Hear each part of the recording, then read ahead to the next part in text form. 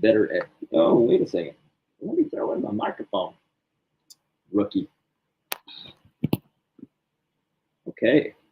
Welcome, everybody, to the Better at Beach podcast. My name is Mark Burrick, and today we are going to go over the Panama City Qualifier and what the season looks like, what it was for me personally, and how, some lessons I learned that can help you guys prepare for your tournaments and to, face some kind of struggles, because I dealt with a couple during this tournament and before this tournament, but managed to take a third, and was pretty happy with the way it turned out. So that's everything we're going to go over today. We're going to go over tournament preparation. We're going to go over how to keep your head, how to prepare your body, how to fuel, and when situations aren't ideal, just doing the best to keep your head. If you are out there in Instagram, thank you for being there. If you want to get involved in the conversation, come on over to YouTube or our Facebook group, Volley Chat on Facebook, or YouTube at the Better at Beach Volleyball channel.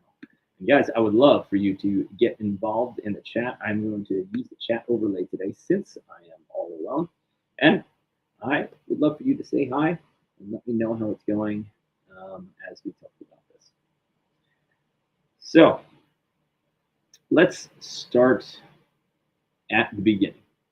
The AVP season this year is different than it has been in the past.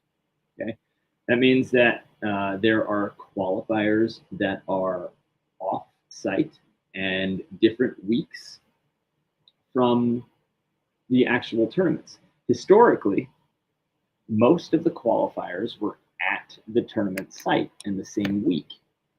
Now, to me, this throws a wrench in some of the players' plans. First of all, because the last 2.5 years, we had COVID, and the points got kind of messed up because there were only 3 tournaments, and then there were some AVP Next, and then AVP Next Golds, and people had points from previous years, and I don't envy the job of the guys at the AVP and AVP America for trying to sort out some sort of point system that rewards the people who have been successful in the past and is still fair. But they did their best, and the point shook down, and they created a point system that I'm really not even sure if I understand. So I'm not going to go that deep into it. But still, for some of the tournaments, like the one coming up in Austin, which I believe is an AVP Pro event, because there are 3 tiers now: Tour, Pro, and Gold. Below that, which I did not know, is an AVP Next. So this tournament in Panama City Beach that just happened this weekend, we are in April, it's April 13th, so it just happened this last weekend. This tournament was an AVP Next event. So it doesn't count as what the AVP considers their Pro Tour, but it was a qualifier for the Austin event, which is very important. So 10 teams get automatically into a traditional tournament. There's 16 teams allowed in the tournament. 10 teams get automatically in by their combined points. So if you pick a player or a teammate that's got enough points to put you in the top 10 in the country, you get automatically into that tournament. And I heard today, I'm going to double check this because I'm not completely sure. Somebody out there can let me know. But I heard that by getting that entry into a pro event, the last place essentially earns you $700 per person, or $1,400 per team. Now they also cover, they give you a little travel stipend, and they also give you hotels. So that's nice, and you get the $700. There's a small problem with this, because in the past, the last place, 13, which would be last place in a 16-team tournament, that takes, you would get $1,000 per team, and then you get the travel. This year, they kind of spread out all of the prize money, and said that they have 16 events. But there has always been this amount of money available for volleyball players. It might just not have been under the AVP flag, under their logo. So they're going to a bunch of new markets, which is great. And they have 16 tournaments, which is great. But there is kind of a problem in that they have more events, the same prize money that always was, and now there are qualifiers that are off-site and different weeks. Now you can earn money in the qualifiers, and you can always earn money in the qualifier because that puts you into the pro event. But essentially, for players who are on the bubble or players who are trying to get in, so I've been historically on the bubble, like ranked somewhere between 15th and 8th in the country as a team for most of my career. This means that if you're playing a qualifier, instead of traveling once, now most beach volleyball players, they have to have some sort of other job. They have to figure out their finances. And with 7 or 8 tournaments, which sucks, doesn't feel like a good summer, but you do have some of the amateur events, which are lower prize money, but you can still earn. When you have a few tournaments, only 8, 9, you have the other weekends or the weeks to be able to sort of recoup your money and work. You get a job, coach club. Some people bartend, some people personal train, some people have tutoring businesses, everything. I run beach volleyball vacations, right? And have done a lot of coaching over the last 7 years.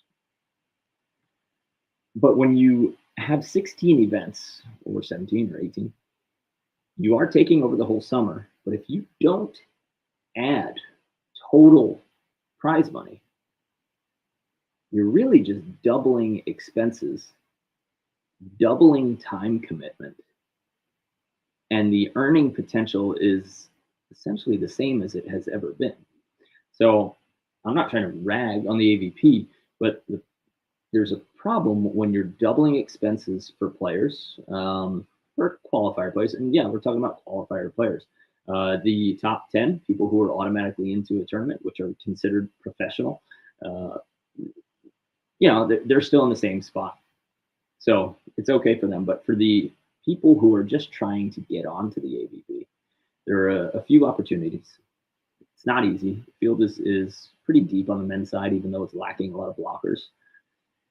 And now you got to travel to 2 different cities to play 1 tournament. You're trying to get into AVP Austin. Well, now if you do play in Panama City, you have to qualify there, and then you have to go to the Austin tournament. That means that you're giving up 2 full weekends. You got to spend the entire Friday traveling. Plan on leaving Sunday night, getting back Monday morning, or even staying Monday night, which means that you're giving up 1, 2, 3 nights, or 2, 3 full days of work potential. That is going to put a hurting on a lot of the qualifier and bubble teams. I'm being really honest here, the amount of time that you're going to have to commit if you want to play on the Pro Tour and you're a bubble or a qualifier team now, it's double the time commitment unless you can get onto the tour quick and get a few key wins and then get into that top 10 spot. So I don't know if that's going to change. I don't know. I don't have too many answers, but it's a problem when there are double the expenses, double the time commitment, and the total prize money has stayed the same. And there are still a bunch of the pro amateur tournaments or big money tournaments that people can go on avpamerica.com and you can find them and try to shoot for the moon. But even for this one, like AVP Panama City Beach, to go there, it costs probably $400, right? For flights. Then hotels were not cheap. So we'll say that mine cost maybe about $150 a night for me. So 150 times Friday, Saturday, Sunday. Now we're up to $450. So you're at $850 in expenses. The tournament costs $100, I think. So you're at $950 in expenses. And then Ubers or rental cars, you're probably somewhere around 1,100, 1,200, not yet including food, and you're not able to work. So 11 or 1,200. If you take first in this event and you get to qualify, I think you got 3,400. And Logan Weber and Sean Cook, they did that, and they got 3,400 apiece, which means that they got $1,500, $1,700 on maybe $1,200, $1,300 of expenses. Means they're taking home $400. Let's not even talk about taking out taxes. And then they gave their lives, they gave their weekend to volleyball, and they were the most successful team. Every other team, second, third, fourth, fifth, or second, third, fifth, lost money. Now, qualified, yeah, that fires me up. But now, like, as somebody who's not 22 and doesn't only just think about the volleyball part of it, winning and beating everybody, thinking about finances, yeah, I took a third place, which is pretty solid, qualified for a pro tour, but I had to lose money to do it.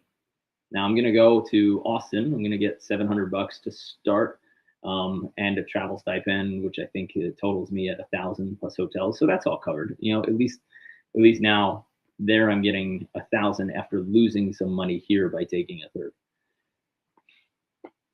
I'm hoping that the money can increase, and I don't know where it's going to come from. And I'm just hopeful that we can see a rise and that Valleys can step up in a big way and show us a roadmap that can go forward. Now, as far as the tournament organization, talking about like Panama City, I'm not going to really sugarcoat it. It wasn't really run that well. John King and Wayne Gant, who have been doing it for years and years and are awesome, they didn't have a big staff. They didn't have a big team, and they couldn't.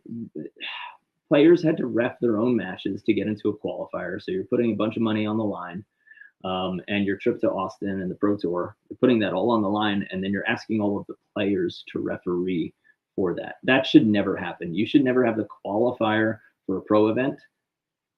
You should not have players reffing.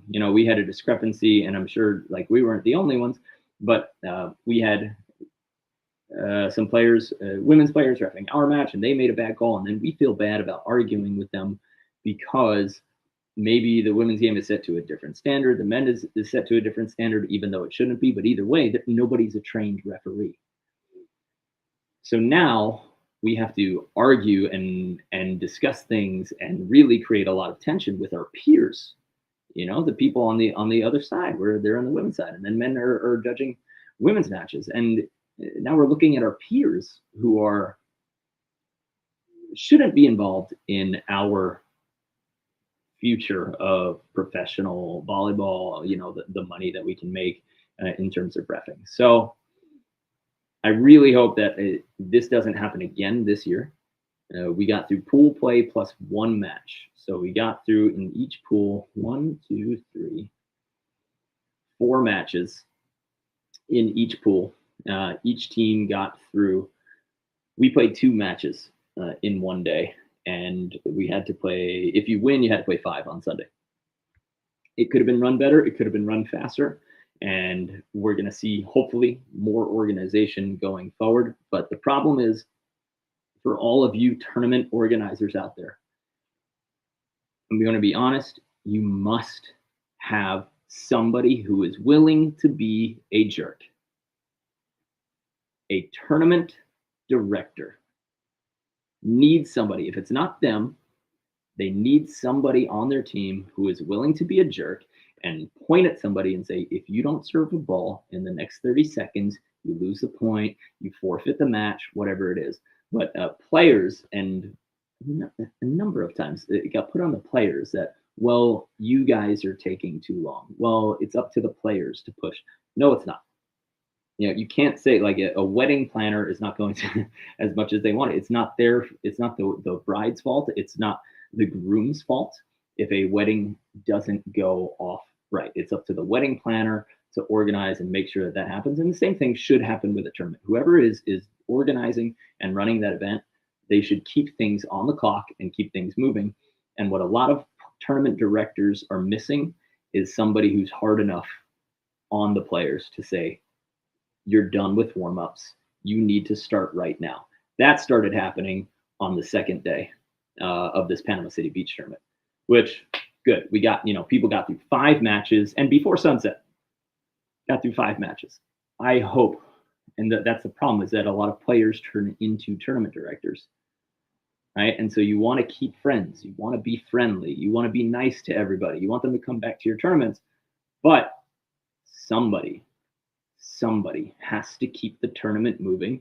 And if people are just dragging their feet, you got to push them. You have to push them. As somebody who's finished, at the end of a lot of open tournaments, I have played my championship match in the dark after sunset with 1 set to 28 way too many times. And it's all because, everybody takes the long warm-ups, the breaks, people don't show up to their courts. But if you're going to direct tournaments, get somebody out there who's going to move the play along, move the warm-ups along. And that will be of great benefit to all the players. And then you won't have the best volleyball of the day. You won't have that being played in only 1 set to 28 when no one can see anymore. So now that my rant is over, that's some of the adversity that that you'll face when you're getting into a tournament. Yeah, people will move too slow, or sometimes they'll move too fast. And tournaments usually don't move too fast, but you have to be prepared for the inevitable downtime.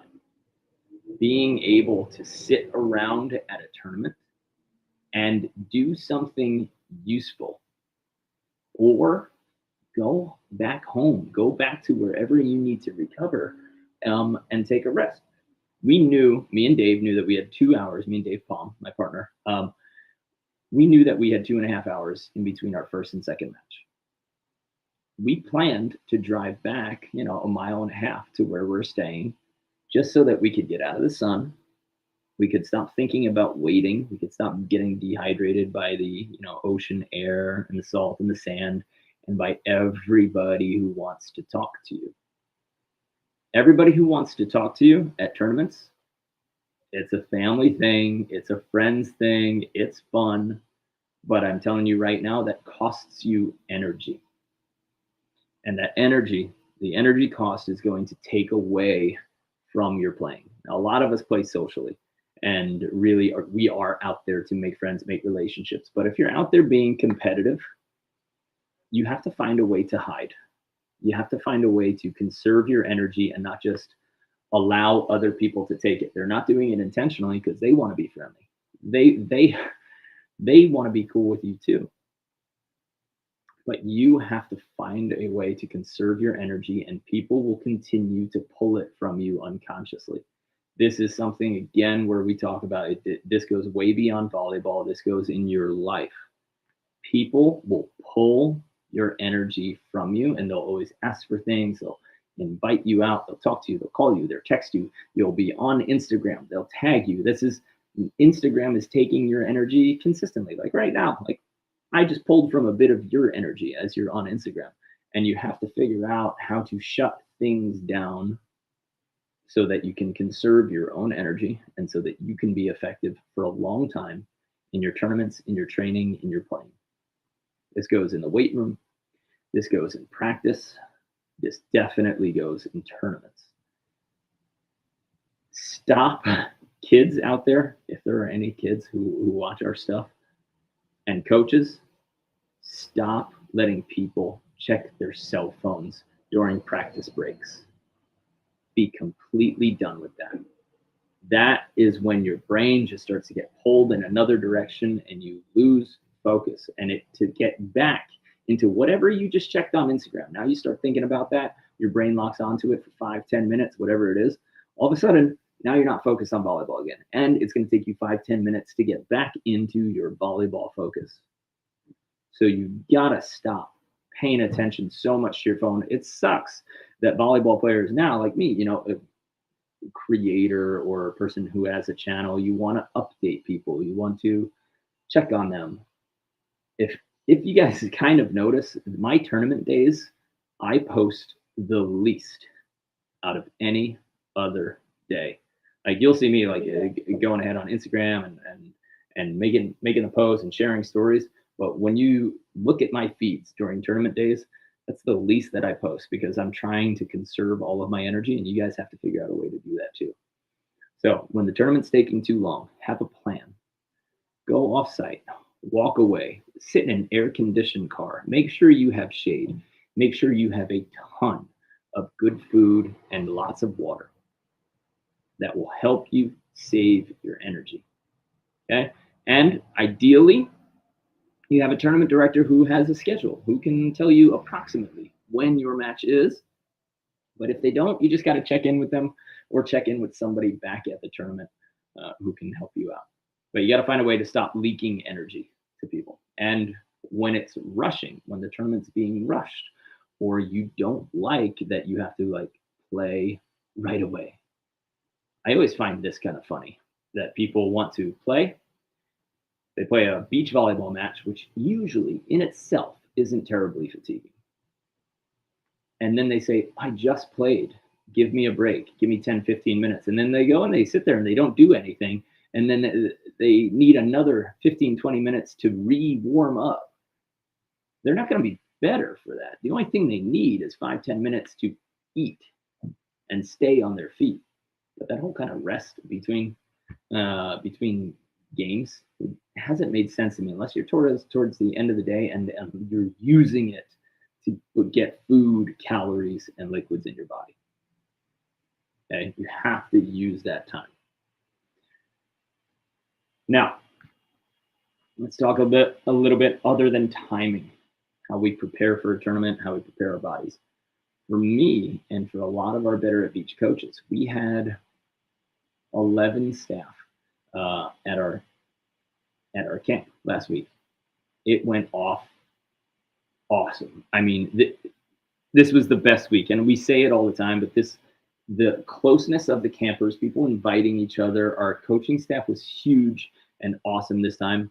And almost every coach came to Panama City Beach to play this tournament. So we had coaches who were on their feet the whole week, which generally is a bad idea. If you can try to get off of your feet and lower your volume, which means less repetitions, less jumping, especially later in the week, that's how you want to prepare for a tournament. That's what we did. Me and Brandon changed the schedule for our camp so that we had more training. The coaches were going to be on their feet more in the beginning of the week, which isn't typical. And then we only had one practice on Thursday and Friday so that our coaches could get off of their feet and could start resting and start their programming to get ready for the tournament. That's how you want to design it too. On Thursday and Friday, if you're playing a tournament on Saturday, you go super, if you're working out at all, you go super low reps, next to no time in the gym. Okay, Thursday is the last possible day that you can do like a 90-minute plus practice. Okay, Friday, you might want to be on your feet for a total of 3 hours if it's possible for you. And this might be where Sean Cook talks about this a lot, your CNS, activating your CNS or priming your CNS, your central nervous system. So you might get 3 or 4 repetitions of a very fast movement or a very heavy squat or a very heavy deadlift. But you only get 1 to 4 of them. So it's like 4 sets of 1 the day before that tournament. Okay, no volume. That's how you have to decrease it. And if you got to be on your feet, see, that's what we did. We did it as bosses, as camp organizers. We looked at the entire week and I said, how can we flip this week so that we maximize the energy for the coaches? If you're thinking about a tournament, if you're thinking about a competition, a big day in the office, a presentation, something that you want to be great and high energy for, take a look at the whole week before and see if there's anything that you can move to early in the week, because you have to block your schedule for rest and recovery so that you can be your best when you need to. And rest and recovery is an actively blocked thing.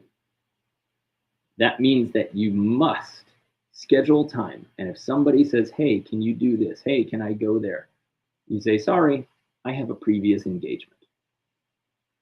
Get off of your feet. And even if this is phone calls, if you're the type of person like my wife, she seems to be extroverted, but she's actually introverted. So she's like super socially capable and everybody loves talking to her, but it exhausts her over time.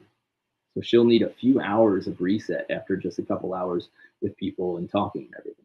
So that's where her recovery comes in. So if you're that type of person where being around people exhausts you, then you need to get your people time in the beginning of the week and then slow that down or minimize it towards the end of the week so that you can be great for your competition, presentation, whatever it is. Okay. Curbing your energy. Now for me, the next phase specifically for me was personal story. I have gotten really good at knowing my body, at being able to shut it down when I feel tweaks and when I feel like little bits of pain. I stop. I do less reps whenever there's a question mark. If I'm like kind of fatigued or I feel a little bit off balance, I'll drop the weight. I'm way faster to drop the weight now than I used to be. And I've had a really healthy off season. Felt great, felt strong. No injuries, no tweaks. I drove across the country 3 weeks ago. I was in California. I needed to spend some time with my wife, who was in Mississippi. So I drove to her. That's, I don't know, 30, 35 hours. Then drove up to Nashville for 2 days to train with Hayden and Logan and visit some friends. Jason Reese, if you're watching, hello. And then me and Logan had to drive to Ozark, Missouri to run a clinic there. And then back to Nashville. Then to Atlanta, where my wife was working again and where we had like a couple rest days. And then we had to drive down to Florida. In the midst of all this, probably 50 hours across the country, you know, your body kind of shapes one way. I had my leg up the entire time, so I was off balance. And I ended up, while I was practicing with Hayden, I got a little, that felt like somebody stabbed me with a knife in the top of my quad. And I said, oh my God, my first tweak. How did this happen? I can't believe this, because I warmed up. It was at the end of practice. And then when I was talking to a physio, and here is something. I didn't just rest it. As soon as I felt the tweak, I found somebody where I was. I said to all my, luckily I'm associated with a bunch of stunt people who are pure athletes. So they know body workers. And I found a great one in Atlanta. And she said, your hips are shifted. Is there anything you've been doing? I said, oh my God, yeah. I probably drove 50 hours across the country in one position. And then I tried to be athletic for 2 days.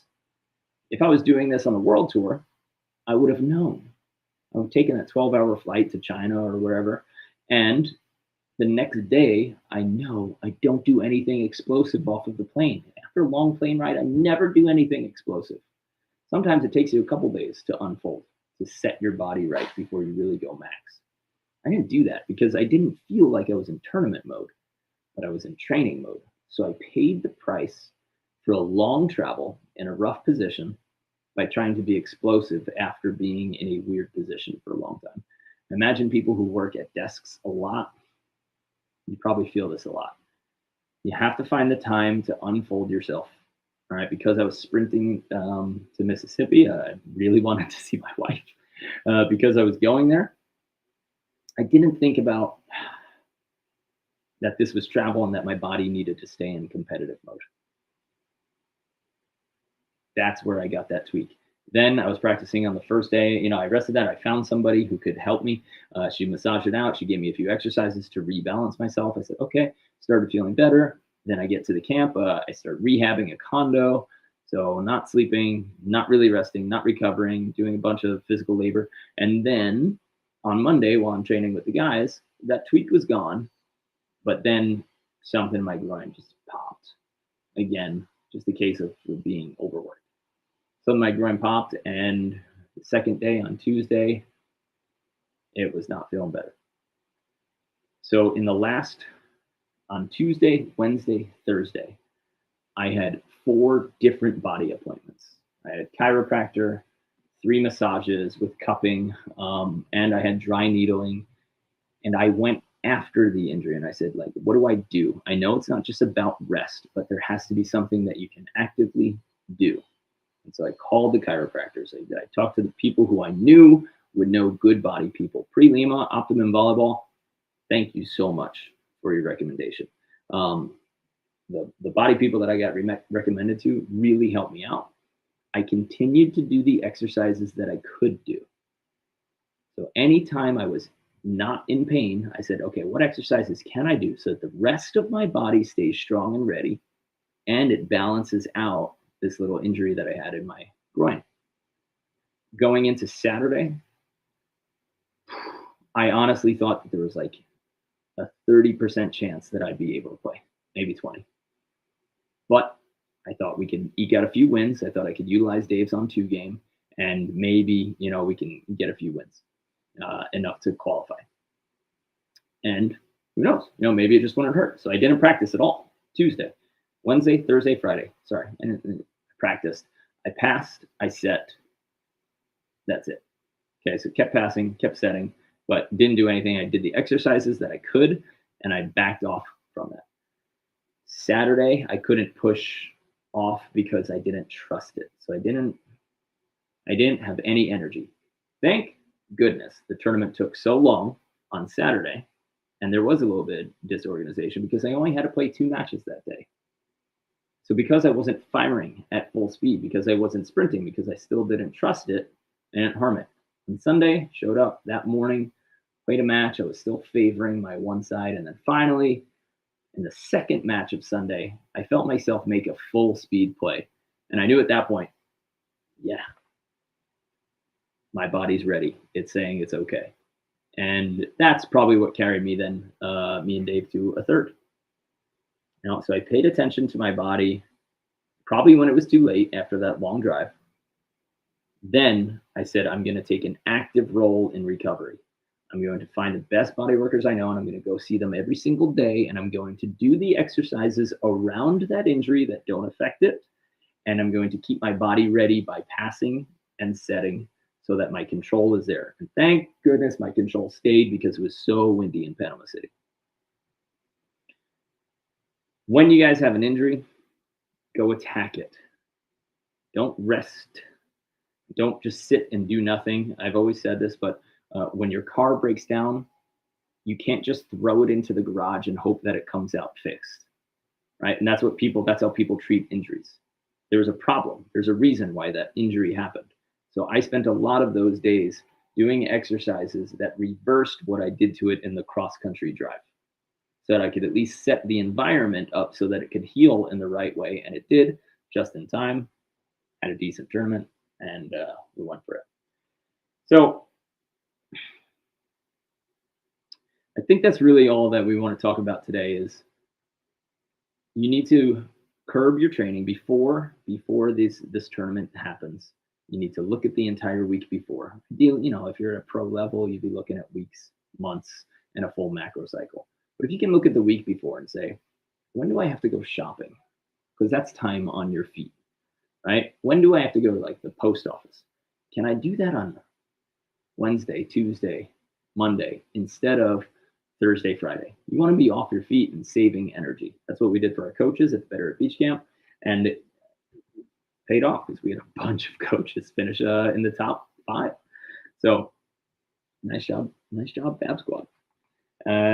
Once you're done figuring out how to decrease your volume, if you do have any body tweaks or you have some type of injury, you have to make sure that your body is aligned.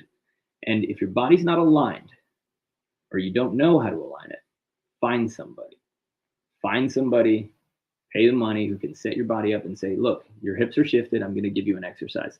If you are the type of person, or your chiropractor, more important, is the type of person that snaps you and then gives you nothing, doesn't give you an exercise to reset it, doesn't say, this is why this happens, so I need you to do this exercise to reverse it. If you don't have that person in your life, find them. so that you can set your body in the right positions and that you can start fixing yourself. Massively important there. Then, if there's pain, you work around it. You find exercises that you can do. For me, it was passing and setting, and I'm telling you, I wasn't even moving at 10% speed when we had our coach practices at the camp. But I kept my control. I kept my touch, and if I was standing and shooting, at least I was practicing some vision work. When you go into the tournament, again, if you have a long travel day, unfold. Do the mobility work that we talk about so much. Okay, unfold your body, get it primed, get it ready. All right, if you don't have to travel, cool. Make sure you're not on your feet so much. Get very short, very explosive reps the day before your tournament. Eat a lot. Most people react pretty well to carbohydrates. Okay, so carbohydrates are good when you have performance going. Now, I know some of you have diets and some of you want to, redesign yourself, but if you need to perform, your body wants quick access to carbohydrates.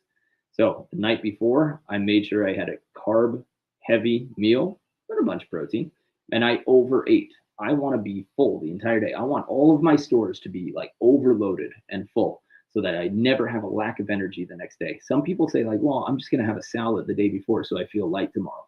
Well, guess what? Now, by the time you wake up, all of your calorie stores, you're at like 50% accessible energy. You need to have that energy accessible. So you need to have a surplus of calories the night before. That doesn't mean eat like crap, because then your body's going to be running on sludge instead of like good nutrients and fast moving blood. So don't eat crap, but find a way to have like carbohydrates. For me, I do like fettuccine Alfredo, but my body doesn't react that well to dairy and cream, and I feel, a little bit bloated and gross the next day. So I find a way to stay away from cream and get a carb-heavy meal. The morning of, we had like 10 minutes to eat breakfast because we valued our sleep, and we really wanted to sleep well.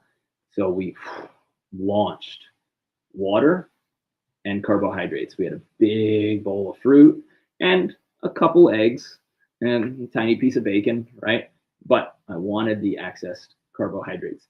And then when it came to the tournament, I put all those guys in a box and I said, okay, during my matches and in between matches, now I have easy access carbohydrates, which usually comes in the form of fruit, bananas, oranges.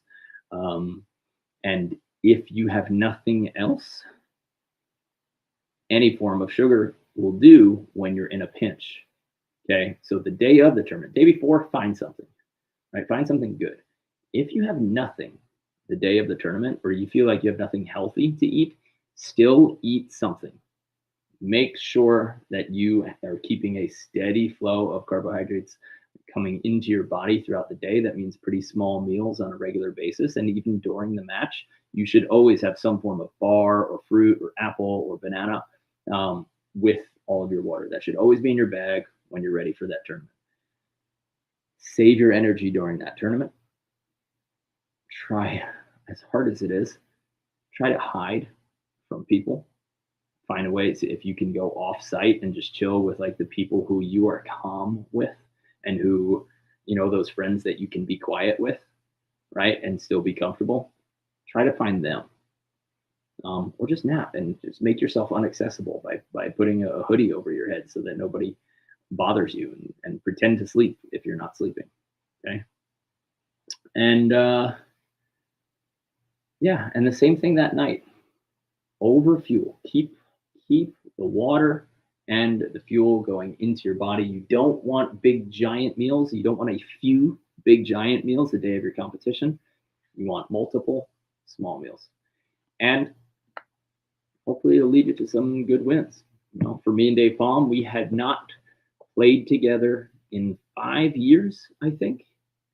And he's in Florida. I'm in California. Neither of our lives allowed us to travel and practice with each other. So the first things we talked about were, I need you to define exactly your set. So before we started peppering, I said, hey, let's work on our set. So I set the ball, I had him set it, And I told him how many feet too high it was, how many feet too low it was, what all of my language meant. For me, I like my set 5 feet from the antenna. And sometimes I know myself, I'll say push because I'm telling them the action that will get them to the 5 feet from the antenna. So I told Dave, I said, whatever I say, unless I say go, go, go, or I say middle, whatever I say means set the ball 5 feet from the antenna and get me 6 balls above the top of the antenna. That's my set. His set was very different. He said it was the top of the antenna, but it wasn't. His set was about 3 balls above the top of the antenna, still a pretty low set, right? 3 balls above the top of the antenna. And he said he always wanted to be 3 or 4 feet away from me, no matter what. Once we got that down, we repped that probably 20 times each to make sure that we found each other's set. Then we talked about what we wanted in transition. So I threw him balls to the back half of the court, and we talked about the height and the tempo that we would have in transition. What we didn't connect on really was when I dig a cut shot or a short ball, I like to run a fast tempo offense, and I like to give him an open net. He wasn't quite ready for that in the beginning. He said he would be, but wasn't quite ready. So I'd like to rep that out and talk to him. So instead of doing that during the match, which I usually like to do, I matched him. I said, okay, I'm going to slow down on our short balls and on our cut shot digs. And then in between matches, we'll talk about it. Talk about if you're ready to just jump and slap. And then for our next warm-up, we didn't go through a full warm-up. What we did was we practiced those scenarios that I wanted to be in control of. And I said, okay, let's work on me throwing it through your zone and you just slapping it to a deep corner so that we're ready to just tap it so we can feel how it looks. Feel what it looks like. Yeah. And big congrats to Logan and Sean. They played awesome. I gotta say also, Marty Lorenz and Caleb Quewell, who I just practiced today, they were looking good. Haven't seen Marty in a while. Thought he was kind of done with volleyball, and he is looking really good. And his young partner they were fantastic. I wasn't at full speed when we played them, but I mean, they cleaned through that tournament until they ran into Logan and Sean. So no matter what, they're going to be a tough match. And I'm interested to see what they're going to do this year. So look out for them. And big congrats again to Sean and Logan. Just great guys. Really great guys. Our campers know it. They're so nice. They're so giving of their energy. They're so willing to teach. And they work hard as hell. So they certainly earned that win. They beat us. We couldn't get them out of system, and they got us out of system a few times. And Sean was shooting really well. Normally he's a big hitter, but he was shooting really well, so he's been working on his game. And yeah, that's all we got. So the next big one is Austin, Texas. We'll see what happens there. They gave a wild card, I believe, I'm sorry, I'm blanking on the entry list, so we'll just skip that. But Austin, Texas is the next big one, and then there's a few more tour events, and tour events qualify you for pro events. So we'll see how that goes this year with the added expense and added time with no increase in prize money. Again, I'm not super stoked on it, but if we can touch more markets this year with the AVP logo, then maybe next year there'll actually be some increased money across the board. That'd be nice to see. Guys, from me, that's all I wanted to talk about. Just wanted to talk about a little bit of tournament prep, how to save your energy, and how to handle it if you have an injury before you go into your tournaments, and how to try to prevent injuries. Have a good team, have people around you, talk to people who know your body. And if you're working with physical therapists or chiropractors or body workers that don't tell you what's happening in your body and where things are set up and how to reset them, then either have a really serious conversation with them and say, I need you to give me the tools every appointment to fix myself. then you can have control of your careers, right? You can have control over your tournament days, your practice days, and you can start learning more about your body. Okay, but find that person in your life that can help you discover, even if you think you know a lot. Like I happen to think I know a lot, but because I didn't recognize that I was sitting with my left foot up the entire time I drove across the country, I didn't realize that I was shortening both sides, both hip flexors and my groins, and I had rotated my hip so that it was sitting still for, my left hip wasn't moving for a week, and then I tried to be explosive. And it led to a little injury, but I was able to repair it because I talked to some smart people, and I said, "Oh, thank you for stating the obvious, even though it wasn't so obvious to me. Now I have the tools to fix them." So go ahead and attack your injuries, and work around them when it's safe to. And make sure that if you got a big event coming up, you find ways to conserve your energy. And that means people, that means your activities, that means time on your feet, and that means finding your schedule and looking at it way in advance and saying, how do I shift my schedule so that I can load heavy away from the tournament, and then I can relax into the tournament with full energy. All right. One more thing that I did want to talk about. I've been known to get pretty hyped during tournaments, or I felt a lot of hype in my body. And I've started a few, like headspace meditation has helped me out a bit. And if you guys can find as many moments as you can while you're playing to exhale and intentionally try to bring your heart rate down, you'll start feeling the excitement and like the love of the play and the love of the game, and knowing that you're in the lead, or knowing that this point's super important. But when you let that happen, your heart rate starts to increase and you get tenser and tenser and tenser. So you have to find ways to drop your heart rate, drop your breathing rate. I felt the hype building in me at a few points during my matches, and I said, Mark, slow down. At this point, breathe, focus on this pass. And when I did that, I literally felt my heart rate drop and calm down, and all of my touches, the next few points, were smooth. And I kept reminding myself, okay, go back to quiet, calm confidence. Quiet, calm confidence has been working for me a lot lately, and being able to exhale long, drop my heart rate, and not allow the hype to continue. And that's micro within plays where you get very excited, you get more and more excited as the play goes on. Right? You have to find that moment in the play to breathe. And then between plays, when it gets to the tight points in the game, just say, I got this. And I promise you will. Okay? So, thank you guys so much for coming to the Better at Beach podcast. For the campers who were at Postcard Inn in St. Pete Beach, you guys are awesome. It was such a great week. We can't wait to announce our next one. It should be sometime in the fall. We have a couple of camps coming up in Huntsville, Alabama, and Westchester, New York. So if you're not signed up, or you want to know where to sign up, go ahead to betteratbeach.com/clinics. And if you ever want to sign up for a camp, get on the waiting list, get on our email list, because we now know from talking to everybody that people are waiting the day we release our camps, the day we open them up for booking. They're waiting to get them up, and we keep them in very limited space so that we can have a low coach to player ratio. I think coach to player ratio. We like our coaches to work with very few athletes so they can pay attention. Okay, so next time our camps go on, we expect them. We truly expect our camp to sell out in a day.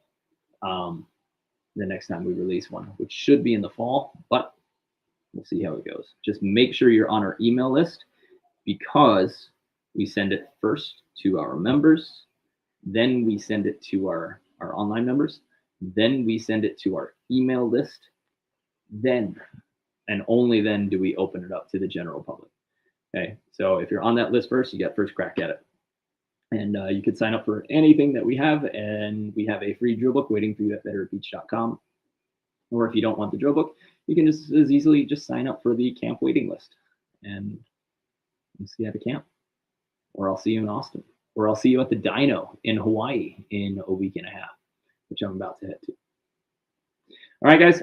If you want to stay and chat, I'd love to answer some questions. I got about 5 minutes left here, and I'll hang out with you.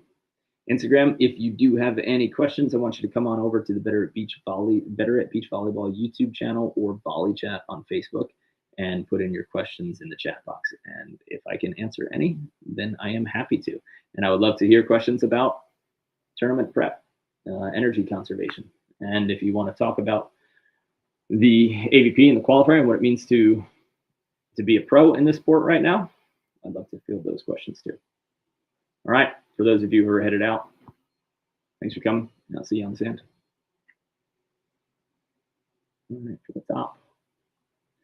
Diana Marquez, hello. Payne CODM, hello. Thank you guys for stopping by.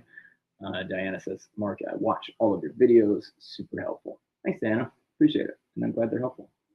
Adam Kindred, what do you think about letting already qualified teams play in the AVP next qualifiers, especially when it's single elim and they knock out teams who want to qualify?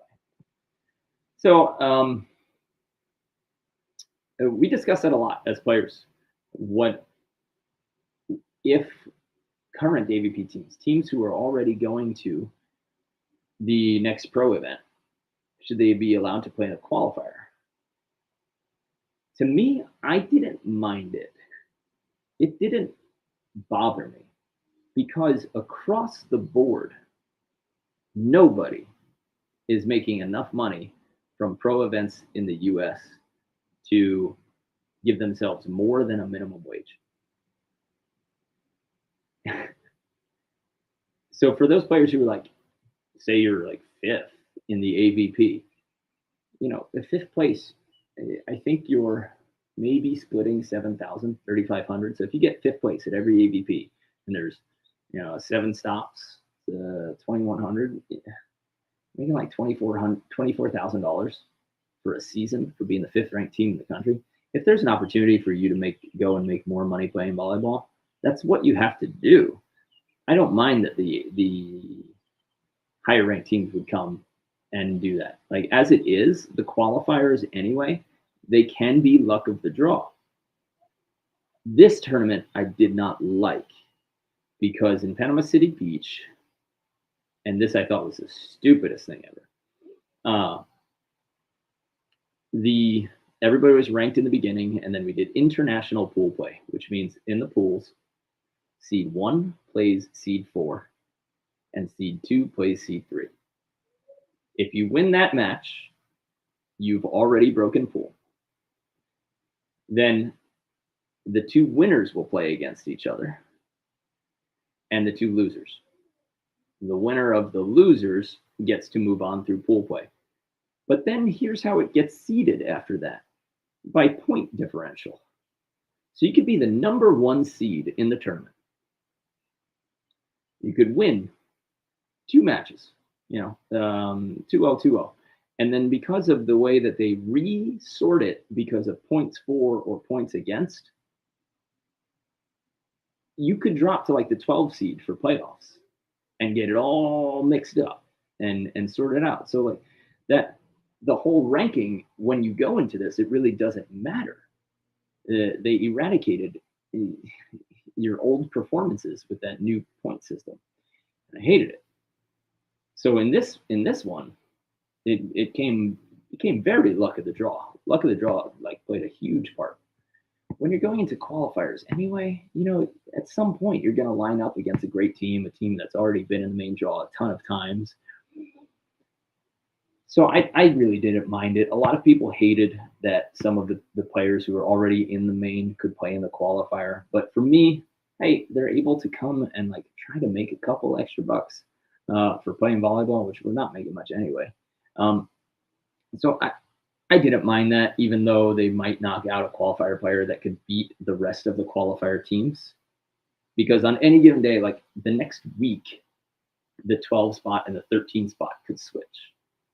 And so the team that you're going to line up against next time could have won, a semifinal, could have won a fifth place, a seventh place in an AVP. So that bubble area where you're trying to qualify, you're always playing against current, former, and future AVP teams anyway. So you got to figure out how to beat them and how to play that luck of the draw, and then over the long term, just keep plugging away. And you can't really show up to one qualifier and consider it, a long-term investment. Like sometimes you're going to have a tough draw, or the wrong team and the wrong environment, or your partner's going to cramp. So, Adam, to answer your question in a very long way, I didn't mind that they allowed the higher teams to come and play the lower tournaments. They determine if that's worth it for them or not. And you're going to run into them at some point, and that's pro volleyball. And if you're playing a qualifier, you're putting your money on the line saying, I'm good enough to be a pro, which means that you should have enough faith in yourself to go against the big dogs. Okay, that's my thoughts on that. But thanks for your question, Adam. Richard Grell, we did meet in PCB. It was so cool getting to meet you. So Richard, who is one of our online members and watches our stuff, watches our videos, and is on our email list, came up to me at a tournament and said hello. It was the first time we got to meet in person. It's so cool when that happens.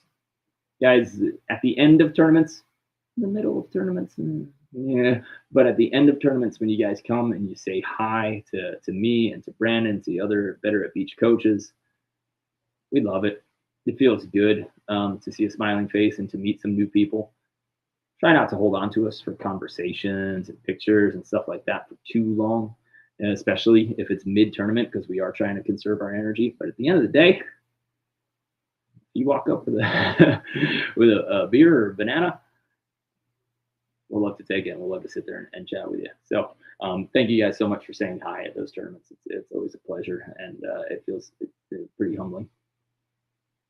Tanya, how do you adjust to fluctuating weather going from city to city? I was not used to the high heat and humidity in Austin, and I was dying.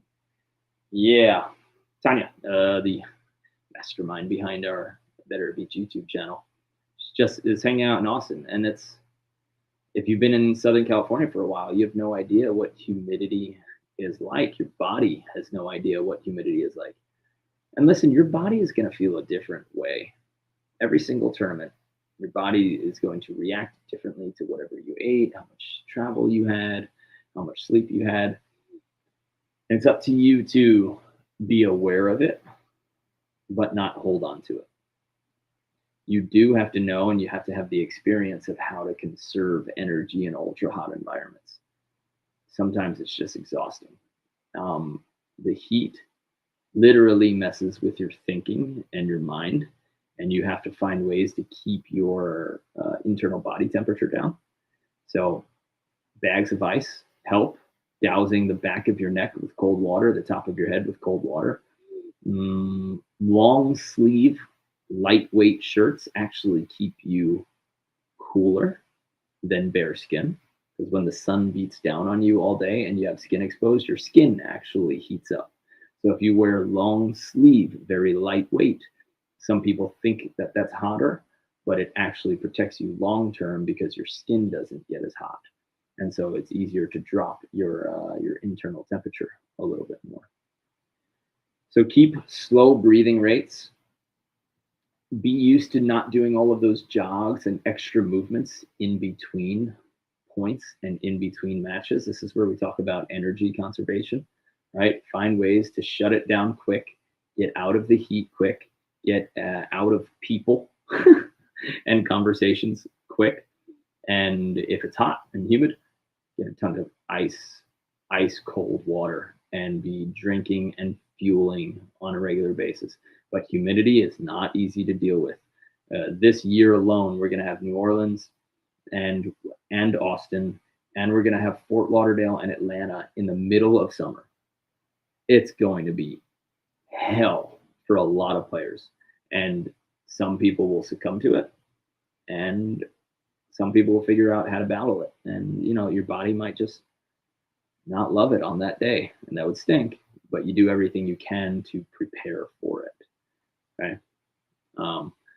I'm not saying that you should put yourself in a sweat box, put on like a super heavy hoodie and train under humidity and hot conditions that might end up getting dangerous.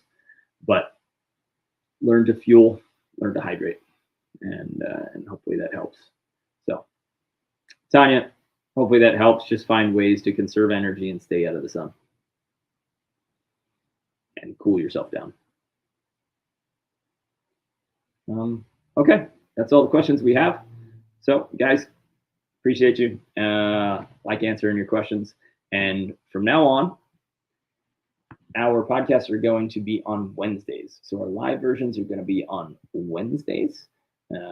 It's season time. We are prepping. We are busy. We're still running camps and clinics, and something's got to go. We've preloaded a lot of the Monday and Wednesday.